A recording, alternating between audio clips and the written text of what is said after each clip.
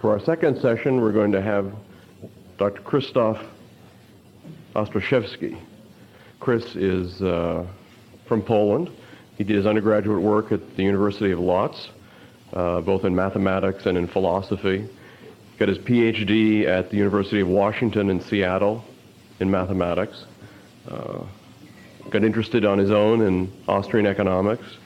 Is published in the journals of the American Mathematical Association, as well as published in the American Economic Review. He's professor of mathematics at the University of Louisville, and somebody that we think is going to be playing an important role in Austrian economics in the future. One of the few economists who really understands mathematics. Chris, talk to us about Poland.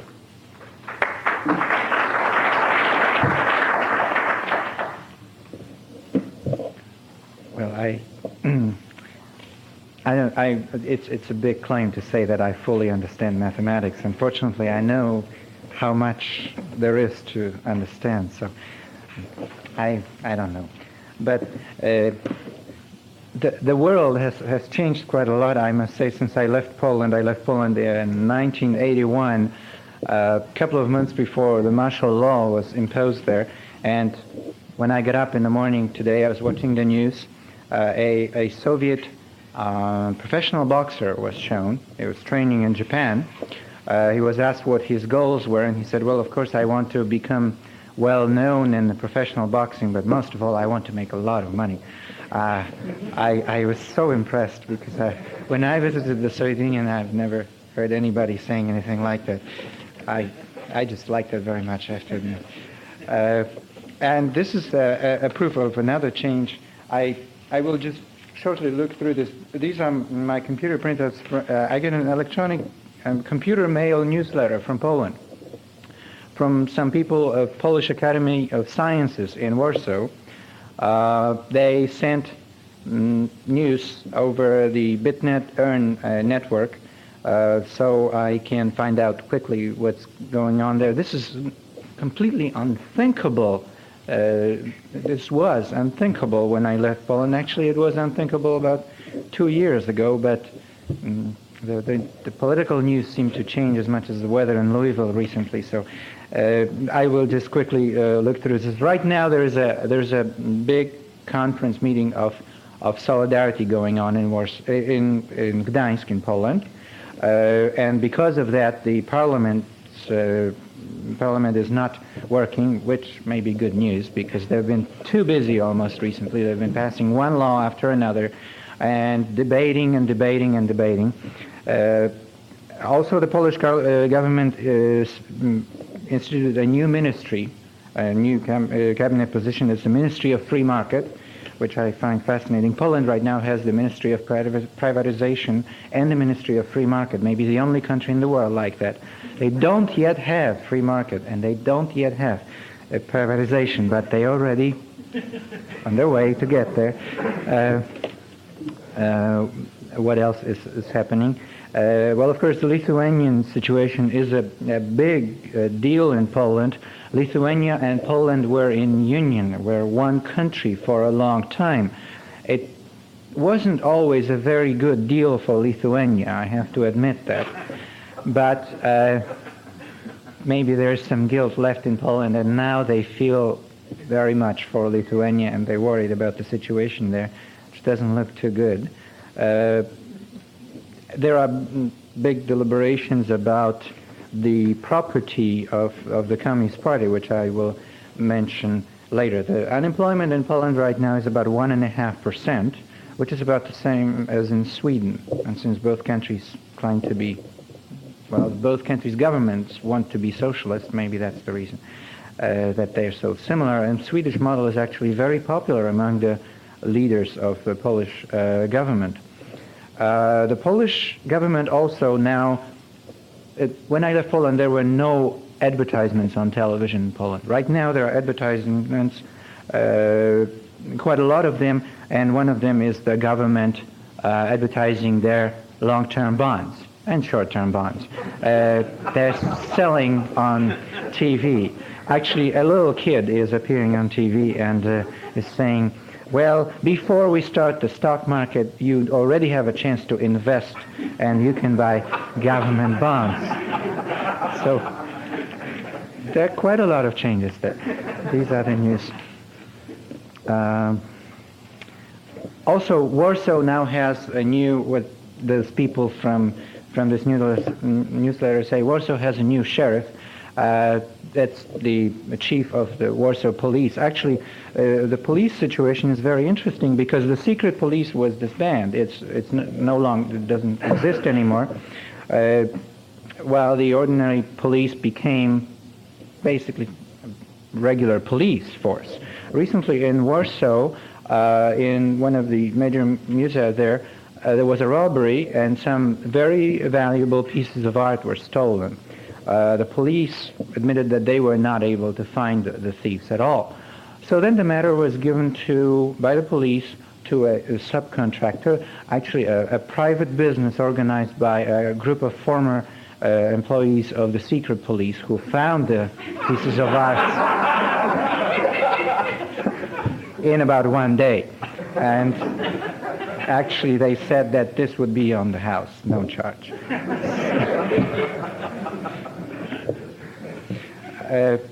And it's very interesting how the country is changing. So let me first give you the title of what I will talk about. I will talk about economics, politics, Coca-Cola, and microwavable nacho cheese sauce, and I'll explain that in just a moment. Leading Wall Street money manager Mario Gabelli, who became famous especially in the 80s for his results, in a message to the shareholders of a closed-end fund that he manages, it's Gabelli Equity Trust, stated that in 1989 a pen may have been mightier than a sword, but Coca-Cola and blue jeans proved to be even more powerful. He referred to the changes in the world. Also, approximately about a year ago, when the demonstrations of the Chinese students demanding democracy and or capitalism in China started, David Letterman in his NBC late night show had in one of his regularly featured top 10 lists, the top 10 demands of Chinese students. Of the 10, the top 2 were, number 2, democracy, human rights, microwavable nacho cheese sauce. And number 1, there are more than 1 billion of us, let's turn this dump over. Now, the number 1 of the top 10 clearly referred to what, since the removal of Ferdinand Marcos in the Philippines, is called the people power. Or the Filipinos have this nice expression, they say, want to stop a tank, call a Filipino. That's what they say in Manila. But number 2 restated the Mario Gabelli's message that Coca-Cola and blue jeans are quite powerful, and microwavable nacho cheese sauce as well. This states that the United States may be most successful in following in its foreign policy, may be most successful if it follows the Monroe Doctrine. But I'm not referring to what used to be called the Monroe. I'm referring to Marilyn Monroe. Or if you apply it to Japan, it should be called the Madonna Doctrine, or the Dallas Doctrine in Western Europe. That is, the United States has not had rather superior military performance. We've had some problems with that, and also the political performance wasn't always perfect. But it seems that the United States is winning the Cold War, and I believe that it's mostly because of this seductive power of capitalism. That is, the United States is extremely attractive, and it's not attractive because of our politicians or because we're helping others. It's because we have blue jeans, Coca-Cola, Marilyn Monroe, Madonna, and all that. This is what appeals to people. It's called imperialist. It's called all those bad things. But this is exactly what appeals to people. This is exactly what makes people look towards the United States as an ideal, and that's just the fact, I believe.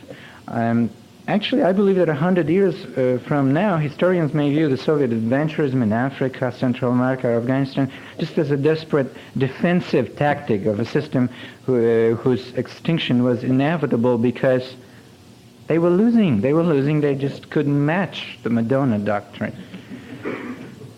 And that may be important. However, I would like to point out to one more powerful factor changing our world, which is very rarely acknowledged in, say, Time magazine, Newsweek, and popular media, and that is capital allocation. I have deep affection for Scrooge McDuck. My stepdaughter always tapes DuckTales at 4 o'clock, and we watch it together. One of my favorite shows, and I'm probably influenced by Scrooge McDuck. Let me refer again to Mario Gabelli, the famous investor, in explaining this. In his annual reports, he also always reminds himself and his shareholders the Wall Street maxim that says, money follows returns. Doesn't follow any wishes, doesn't follow dreams, hopes, just follows returns. In other words, capital is allocated to where it brings maximum profits. Of course, again, there may be attempts to do it some other way, but in the long run, the capital goes to where it brings maximum profits. I like to restate it to say money follows virtue, because I'm convinced by Scrooge McDuck that virtue brings returns. That maxim is applied by investors all over the world. That is, investors. I don't mean government officials. I don't mean bankers that seek protection from the government for the risk in their investing activities. I mean investors, people who are usually in their 40s, 50s, 60s, with families, mortgages, rents to pay, children to raise and educate, families to support, who are very stern and serious about their money. They have a limited amount of capital. They're very serious about it. In the United States, they put that money more and more often in money market accounts, not in things that are officially protected by the government. And all over the world, they tend more and more to put it in equities of productive businesses, not in government bonds, not in things that are protected from risks. But they also understand where risks are, and they try to limit the risk. They maximize returns while minimizing the risks. They just have to do it. They have limited amount of capital. And those people's decisions influence the valuations of the equities and equity markets all over the world. There's decisions made the investment markets value shares in, say, for example, Korean or Japanese or Taiwanese equities at a substantial premium. The Korea fund has been always sold at premium in the United States, and it will be, probably. There's got to be a reason for that. And at the same time, the Swedish and Australian investments sell consistently at a slight discount. People are not willing to pay $1 for $1 worth of investment in Australia, again and again. And for example, the South African closed-end fund ASA, which is traded on the New York Stock Exchange, sells at about 25% discount. That's more than the Swedish and Australian enterprises, and consistently, even though it pays such a high dividend, which is also similar to the discount given to much of the South American debt. It's also, if it's traded in the market, in the free market, it's traded at a discount. Of course, there's the exception of Chile. Chile's investments in Chile trade actually at premium. Again, a very interesting phenomenon. The Chile fund, which is traded as a closed-end fund on the New York Stock Exchange, trades at a premium. Very interesting phenomenon, I think. And people in the open markets would not even trade Eastern European debt for a while.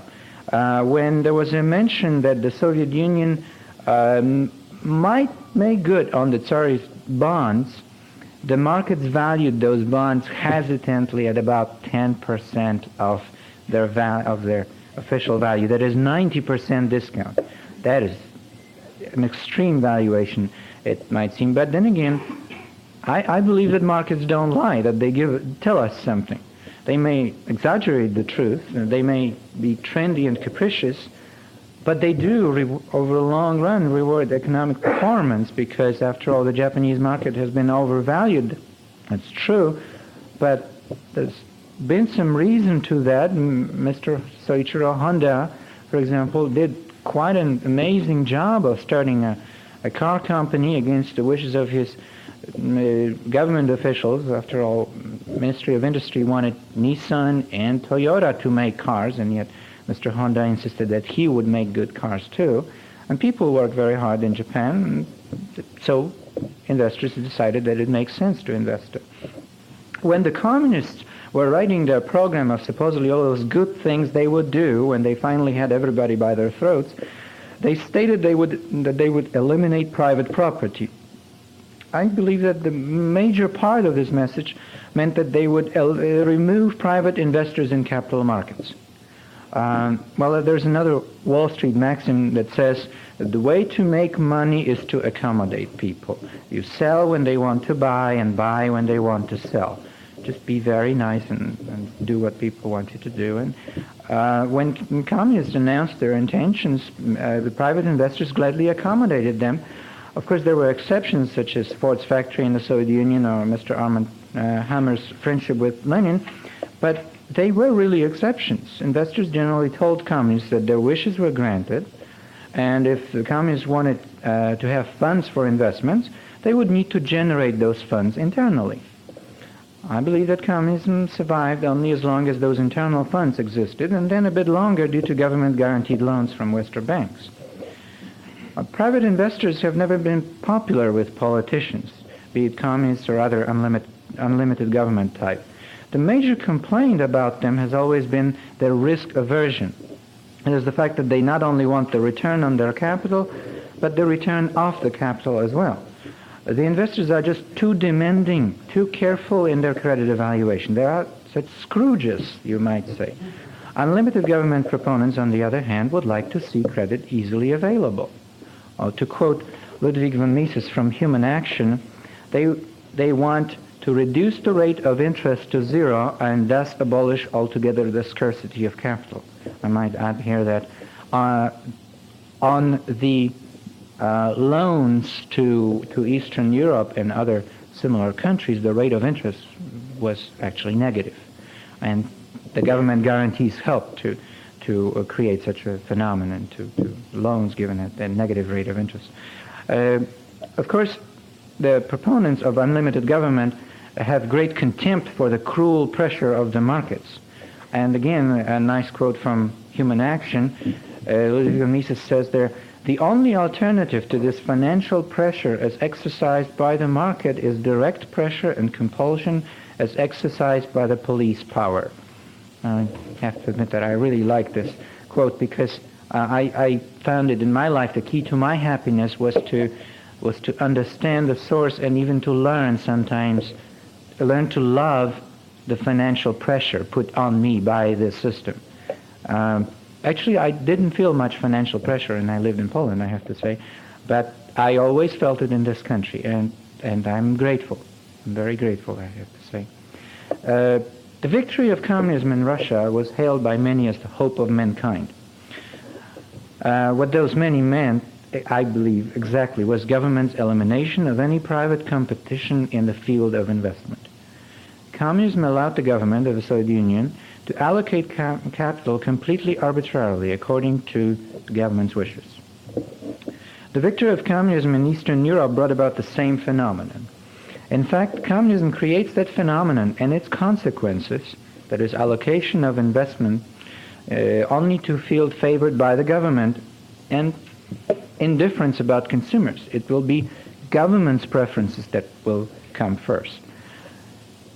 So communism creates that phenomenon everywhere, wherever it goes. I must say that it was quite fascinating and amazing for me to see news clips from Cuba where I saw lines in grocery stores, and people looked so different, and yet at the same, as far as their facial features, and yet the lines themselves were so similar to the ones I saw in Poland when I lived there, when I was a child. And after all, the history and the culture of Poland and Cuba are quite different. I can hardly imagine anything more different than these two. A popular joke in Poland states that communists could not have erred because errors should be distributed randomly and should produce disasters only half of the time, while communists destroyed everything they touched.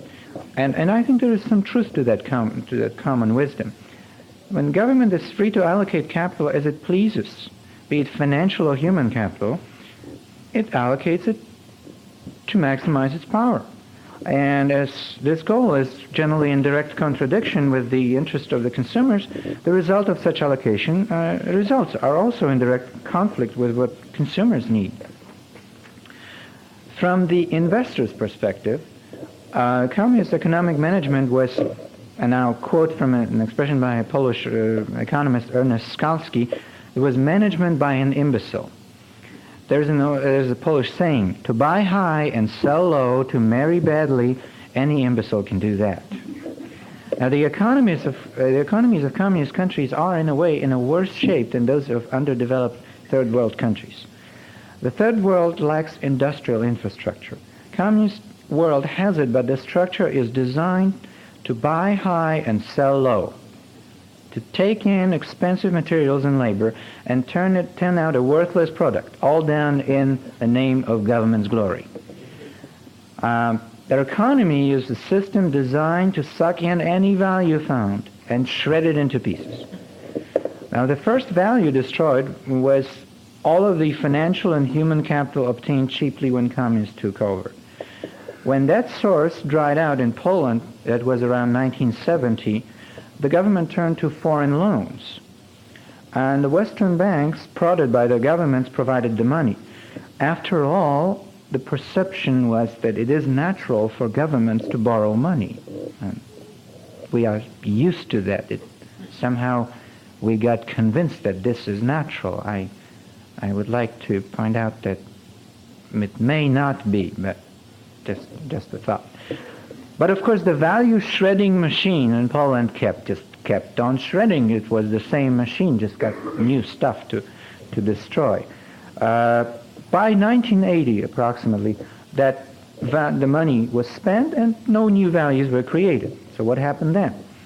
Well, it was very difficult to borrow money, although the communists were saying, well, we are in such great need. Please give us the money. Oh, please, we need it. But the Western banks were beginning to have some problems with those loans, and they were very reluctant. They were basically saying, well, of course, if the United States government, for example, guarantees the loan, then maybe, but we don't know. Actually, as I recall, in 1981, as a result of all those policies, the United States government paid interest on the Polish loans of about, in the amount of, as I recall, about $600 million. So you may consider this your tax money at work. What happened then? In Poland, the government, in their last desperate attempt to preserve their political existence, turned to inflation. But it was a very interesting form of inflation, because by that time there were two currencies in circulation in Poland. Polish money called zloty and dollars. Dollars became basically a second currency. In 1981, when I was leaving Poland, the rate of exchange was 120 zloty to $1. Inflation picked up greatly because the communists were printing money and running deficits. But actually, the prices started galloping ahead if calculated in Polish money, in zloty. But they were slowly falling if calculated in dollars. Because with all this feverish attention to politics, inflation, other spectacular events, and solidarity and everything, the attention was in politics. The economy became a second subject. While the economy started to gradually contract, even though it had all the maybe symptoms of growing, and the government was trying to make it look as if it was growing. By 1988-89, the contraction became quite severe. A bottle of Polish-made Coca-Cola in Poland cost about a penny, if you pay in dollars. But people just could not buy it, because goods became infinitely scarce, and an average monthly salary slipped to about $20 per month, again, if you use the black market rate of exchange in your calculation.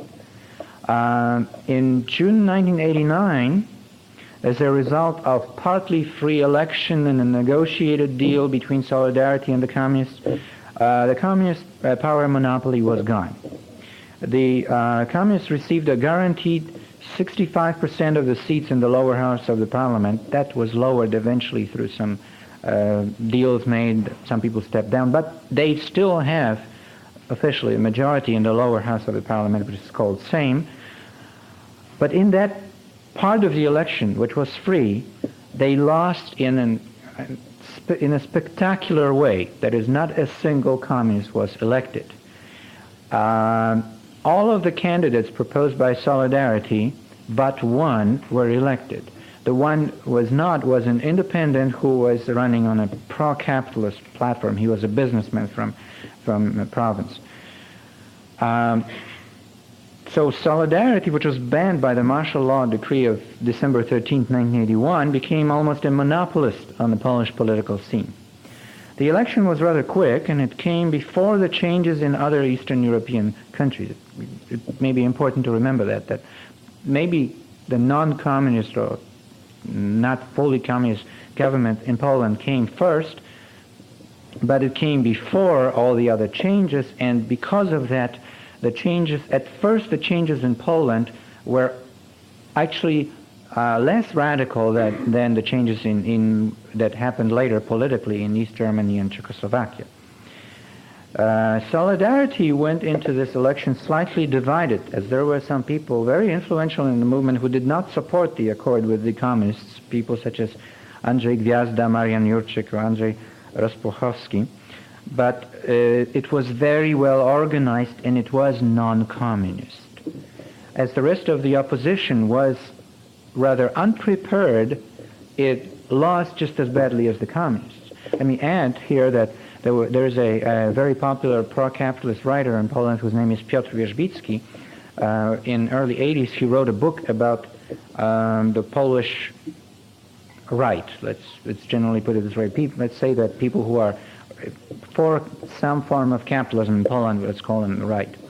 And he stated that the underdevelopment of that part of the political spectrum in Poland needs to be traced to the time between 1948 and 1956.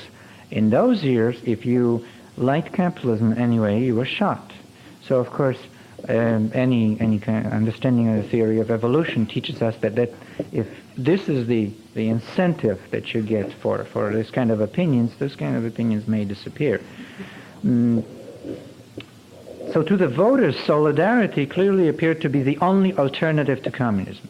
And, of course, clearly the voters rejected communism all the way. But Solidarity came out of the election with one problem. It did not have a program. It was under a strong domination of former communists forced into opposition by the Communist Party hardening of attitudes. The two main ideologues of Solidarity were Jacek Kuroń and Adam Michnik. Kuroń, who once had been an active leader of the communist youth organizations, was jailed in the 60s together with another once communist, now Solidarity activist and senator, Karol Modzelewski, for merely writing an open letter to the Communist Party. They just wrote a letter and then they were in prison. Those people had a program of taking power away from the communists, but they did not have a program for restructuring the economy of Poland, a monstrous value-shredding machine managed by an imbecile. The communists obviously did not have a program either. Did anyone have it? Well, yes, there were people who were thinking about economics at that time when everybody was thinking about politics, about how to get rid of the communists. That was the first question. Then finally people started about the economic program, but before that there had been people who thought about the economic program. I'm going to discuss three such groups. But at this point I would like to make one comment about the modern world as compared to the world about 30 or 40 years ago. It used to be that proponents of socialism were very fierce ideologues who while those defending capitalism were quiet and reserved pragmatists. Now those days are gone, and I'm very happy about that. Now socialists dress in suits and ties and talk about free market socialism, which is a contradiction in terms, I think. And they no longer so passionate. They don't scream anymore. They try to speak softly, and they make an effort to appear rational, which is difficult, I think, if you're a socialist. But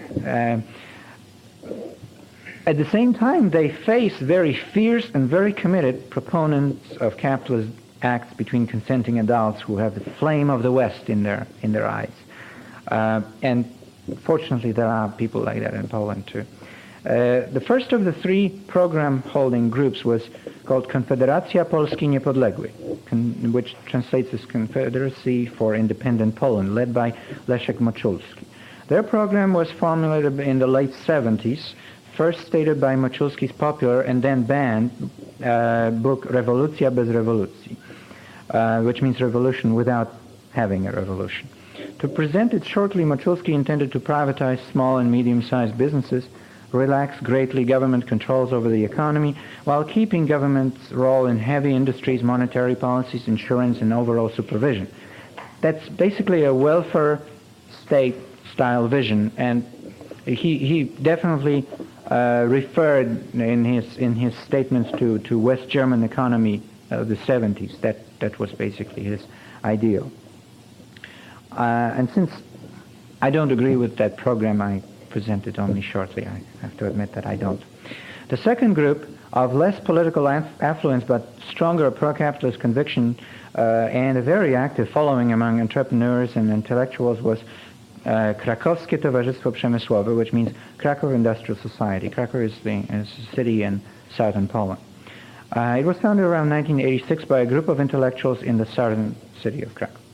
The undisputed leader of the group was Mirosław Dzielski, a conservative pro-capitalist philosopher and writer, deeply religious, combining Catholicism with capitalism in a very erudite manner, quite typical for the tradition of that part of Poland he came from, which is called Galicia.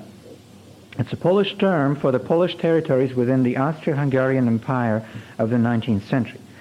The correlation with the Austrian economics may not be purely coincidental here. In fact, Galicia was strongly influenced by the classical liberal tradition of the Austrians, that of Menger, von Mises, and Hayek. Krakow Industrial Society started as informal gatherings of intellectuals and entrepreneurs from the area, in which experiences and ideas were exchanged. They were not, however, gatherings with the purpose of promoting a program, but just to have fun. The meetings were, in fact, organized as celebrated dinners. The cuisine was the main attraction. In time, intellectuals learned that entrepreneurs were by far more interesting to talk to than politicians, while the businessmen found that they were not left alone in their permanent struggle with all-intrusive government. In the process, the intellectuals formulated their ideas about what Poland should be like after communism. Unlike the ideologues of the left, Michnik and Kurin, they did not study ways of removing the communist government, but rather what to replace it with. Looking back at the statements and writings of the members of the Krakow Industrial Society, I found it fascinating that it seems that they thought it obvious that communism would fall, and soon. That fact was clearly not so obvious to many Sovietologists in the West. Sadly, Mr. Dzielski, the charismatic leader of the society, died in 1989, the year when many of his ideas triumphed, and Mr. Tadeusz Syryjczyk of the society became the Minister of Industry in the new government of Mr. Tadeusz Mazowiecki, the first non-communist government in the Soviet bloc. But this expression, non-communist government, is not precise, as the communists hold 3 cabinet positions in the government, and actually the government is a wide coalition from the extreme left through the center. There is one large political party fully excluded from the government. Its members and followers was once described by the Soviet news agency TASS as sort of California-style flakes. When they marched in Warsaw in 1989 with slogan, "Capitalism now." After all, it may seem too strange to demand capitalism. Everyone knows it's a system of exploitation of man by fellow man, and unlike socialism, a system of senseless beating of men by fellow men. I have to add that actually, that's another thing I learned. I learned to like the system while living in this country. I learned to like the system of exploitation of men by fellow men. And I'm serious. It sounds maybe funny, but I'm serious. I would like to be exploited by University of Louisville more. I'd say about $50,000 a year or more, but they're not willing yet. So we'll see what happens.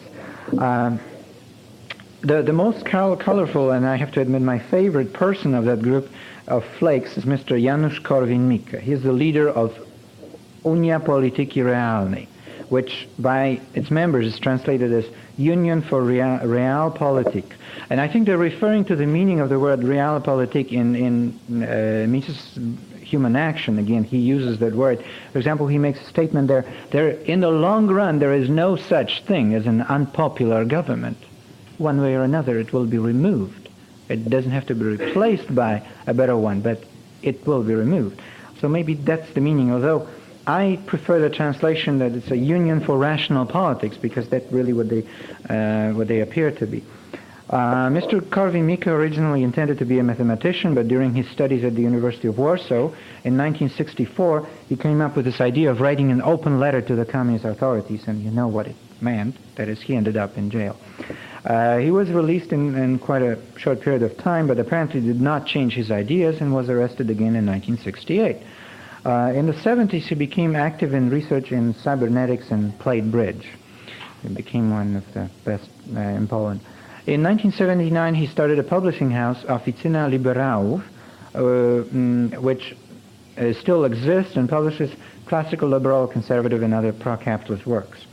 When Solidarity started in the early 80s, Mr. Korwin-Mikke attempted to influence the program to shift it away from socialism, but that brought him another imprisonment during the martial law. If I were to describe that man, he may not look this way, but he behaves that way. That is, I would describe him as Mr. Spock, accelerated by about 75%. He's very energetic and moves very fast and speaks a bit like Mr. Spock. Let me present shortly the program. I'll refer to it as UPR. That stands for Unia Polityki Realnej. Here are the main points. Number 1, reduction in government expenditures. Number 2, gold-silver standard for the Polish currency. Number 3, reduction in taxes and simplification of the tax codes. Number 4, complete privatization of government-owned companies and elimination of any economic activities by the government. 5, elimination of government controls over wages and prices. 6, separation of the executive, legislative, and the judiciary branches of the government. 7, lowering of tariffs and gradual complete elimination of them. 8, ending the state's schooling monopoly. 9, elimination of censorship. 10, abolition of forced military conscription and introduction of defense based on voluntary professional army. Actually, some of these things were already done by the Solidarity government, because Solidarity did not have a program, while those people did. That's one of the phenomena in Poland right now, that if you have a program in Poland, the government actually may implement it even though they may not agree with it, because they don't have one. UPR stresses individual rights, freedom of any lawful economic activity for the citizens, and property rights. It clearly and openly stands for capitalism, unlike other pro-capitalist movements which are not that open about saying it. What is the perspective for capitalism in Poland? Let me start here with this answer with one remark made by Mr. Raymond Hutchings, who is a British Soviet studies specialist, visited recently the University of Louisville. He stated that revolutions are often caused by an understandable anxiety, because if you proceed slowly with reforms, you give the opposition to reforms time to consolidate, time to find ways to stop the reforms. Reforms in Poland are painfully slow, and this may prove to be potentially dangerous in every way. After all, if the revolution is violent, you cannot be certain of its outcome. Since January 1st, 1990, Poland has been undergoing an economic overhaul orchestrated by Mr. Balcerowicz of Mr. Mazowiecki's government. The design for the plan comes from several sources, but the influence of Dr. Jeffrey Sachs of Harvard University is of major importance. In my opinion, the plan resembles a bit the plan of Mr. Paul Volcker when he took over the chairmanship of the Federal Reserve and subsequently had the inflation rate lowered in the United States. And I think that one of the side effects of Mr. Volcker's plan work was a great increase in real interest rates, which stayed with us until now and added to some problems. So I like having inflation going down, but there are some problems with the way it's done. The main objective of the plan of Mr. Balcerowicz was bringing down the rate of inflation. In 1989, the Polish economy witnessed a shift from a single-digit monthly inflation to double digits, with peak of over 50% monthly rate of inflation in January 1990. What is rarely mentioned is the fact that in the last months of ruling Poland, communists ran the largest budget deficit ever in the history of Poland. The total 1989 deficit was estimated by UPR in their open letter to the parliament at about $8 billion. For a country carrying $40 billion external debt with a sick economy, it was quite a spending spree. The plan of Mr. Balcerowicz was based on fixing the rate of exchange of the Polish currency to the US dollars at 9,500 and immediate balancing of the government's budget. Prices were allowed to be set by the market. The Solidarity's government promised not to yield to any pressures of special interest groups. For the first 3 months of 1980, the promise was kept. Now, some things are happening that indicate that it's not. And inflation went from 50% monthly to somewhere between 2% and 5%. But the picture is not as bright as the figures may suggest. No privatization efforts were made, and the government is still the owner of all large enterprises. Those enterprises drastically cut production. The estimates for the drop in production run as high as 50%. Prices stabilized at levels where many goods became completely unavailable to average person. Many Poles, for example, gave up registration of the cars and turned in license plates as the registration fee and gasoline sold by the state monopoly became prohibitively expensive. Taxes and tariffs were raised drastically in order to bring government revenue above its expenses. All exporting businesses are required to sell their foreign currency holdings to the state. Again, no privatization was performed. Some grocery stores were sold off, and actually buying food is no longer a problem in Poland because of that. But that's partly caused by the fact that the retailing business is the one that is the closest to bankruptcy. They were probably sold because they were bankrupt. The state-owned large enterprises are frantically selling their assets actually now because they can't make money through production. So, for example, they sell trucks. And trucks are very popular with entrepreneurs. They use them to take goods from this place to that place.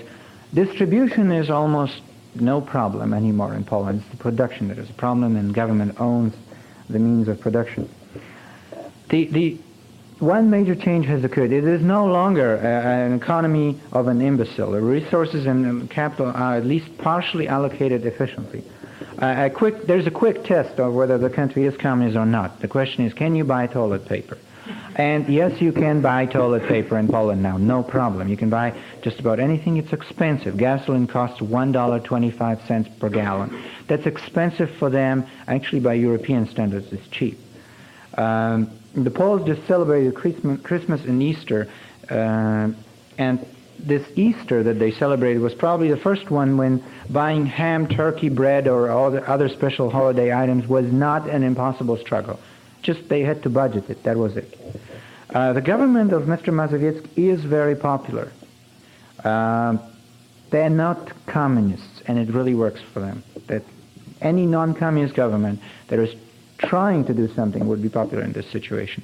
The electronic newsletter I mentioned of April 17 states that based on the statistical surveys performed by some group of Polish Academy of Sciences, 90% of the population give Mr. Mazowiecki a positive rating, and 53% supported Mr. Balcerowicz, who instituted the program of economic reform, despite the fact that he is blamed for high prices, and yet people still approve him. Polish economist Jadwiga Staniszkis says about people's feelings about the situation, that living in a world which makes no sense is much worse than living in poverty. People now feel that they may live in poverty, but the world makes sense finally. But there are problems. There has been a long-time proponent of capitalism in Poland, Mr. Stefan Kisielewski, called Kisiel, which means jello, a writer and a composer who writes a column in the Catholic Weekly, Tygodnik Powszechny. He always advocated capitalism in it, and he was treated as some kind of a weirdo, basically. That's why he was allowed to do that. He states that Poland badly lacks investors, entrepreneurs, and managers, exactly people whose roles were taken over by the communist government. There are bureaucrats who do everything they can to stifle the progress. In smaller cities, the bureaucrats insist that you have to get this license and that license and that license, sometimes 30 licenses, for example, just to have a truck that we would use to take food from this place to that place. And of course, there is a great delay in privatization caused mostly by the people from the Communist Party in the lower house of the parliament. The Communist Party dissolved itself, and those people formed two parties. One is called the Union of Social Democrats of Polish Republic, and the other one is called, I think, just Social Democrats of Polish Republic. They have almost identical names. But that Union of Social Democrats claims to be the sole owner of all buildings and other properties of the former Communist Party. And just happened almost, that's how it's perceived, but of course it was a result of hard work. But it did not require the redistribution of assets. And the redistribution is already happening. Those inefficient government enterprises are just selling because they can't do anything. It may be a bit unfair that the assets stolen by the communists still remain with the state, and I perfectly agree with that point, but in the long run, the investors will take care of it. If the communists are inefficient, they will not get their toys. They're just not behaving, and they will not get their toys. The market is like a very stern father. You've got to get good grades, that's when you will get the money, and if you don't get A's, then you won't. The communists just don't perform, and that's it. Also, there will be an election in Poland this month for local governments, and next year they're supposed to be talking about an election to the parliament. And I understand that the East Germans may have voted for the conservatives because they wanted to be incorporated in West Germany faster, but I think that there is something to such a big percentage of the population voting the way they voted in Nicaragua, in Hungary, in East Germany. I think that there is something of a vote for capitalism in it. And I am quite convinced that in the next election in Poland, the number of people voting for a capitalist program, not pro-capitalist program, not against the communists, but for capitalism, will greatly increase. And that's also a point that makes me optimistic. Thank you.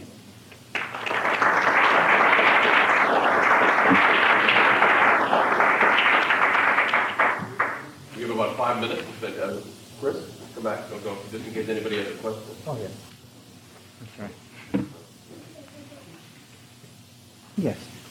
Does this Union for Political Reality have a plan to run candidates in the election? Yes, definitely.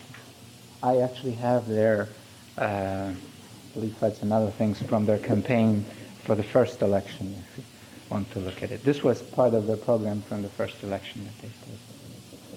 Yes.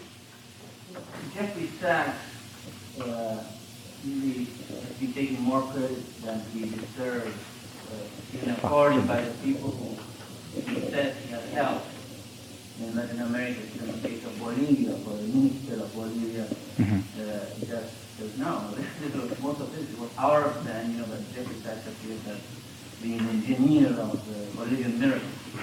What is the true case in Poland? That may be, again, the same situation, but there is one magic thing about him. He is an American economist. America is, after all, a symbol of capitalism. And in Poland, that makes it That makes him famous instantaneously. That he is an American economist. He must be good. That's an assumption. I'm sorry that it's like that. So people want him to be the engineer of the reform, which may not necessarily be the case. There is, for example, a strong pressure from the International Monetary Fund for the Polish government to balance their budget and to do certain things. And I don't think he has much to do with that. Also, people expect capitalism in Poland. They're complaining that it's cruel, that it may be cruel, that they're unemployed. Oh, what are we going to do? But it's generally accepted that that's what's going to happen. I think that there's a need to have a hero, and he just naturally came into that spot. That's all. I don't think that his role is that great. I actually tend to, I don't know, this is not really a Marxist point of view, but I think that an individual does not have such an overwhelmingly important role when compared to other individuals in the history. There is a gradation. Some people have less influence on events and some people have more, but influence of famous people, I think, is usually greatly exaggerated, and I think his is as well. On the other hand, the fact that he is a symbol of capitalism, that maybe helps in getting people to think that capitalism will come. And as long as they want that, maybe I'm such a bad compromiser that I would even allow a Keynesian temporarily to do his job as long as we get closer to capitalism. Yes. You mentioned the taxes and tariffs have been raised Yes. in order to bring revenue to the state. Yes. Is that mostly under the advice of the IMF? That's my understanding. I don't know the details of, well, after all, the government just issued the decree and that was it. It could be the influence of the IMF. It sounded like it from when they were attacked for it. They said, look, please understand that we really have no choice. The International Monetary Fund stated this as one of the conditions, that we better balance the budget. Can you get all more specific on what kinds of taxes or that raised? I would have to look into my materials. I know that my father, who was running a small business, just decided to close it down for a while because he couldn't pay the new taxes. They were at least doubled for him. Well, it's not, the government, for example, made it illegal to import any kind of liquor that contains more than 30% of alcohol and then raise taxes on other liquors. Well, they have a monopoly on sales of liquor in Poland, so they wanted the revenue, I guess. By the way, Poland is now apparently getting loans from the International Monetary Fund and also from several Western countries. I'm not happy about it at all, but that's what's happening. I'll just mention the two things that the OECD advisors told Poland were the two key reforms they had to institute with the central bank and an IRS. Tax collection system at the central bank. Western economic advice. We'll turn now and come back. We had one more question. Now on the political front, is there any movement toward a Green Party? And if so, how effective have they been and how effective do you think they'll be in the future? Yes, there is some, and I think strongest with the group called, in Polish it's called Wolność I Pokój, which means freedom and peace. As far as popularity, I would say not very popular.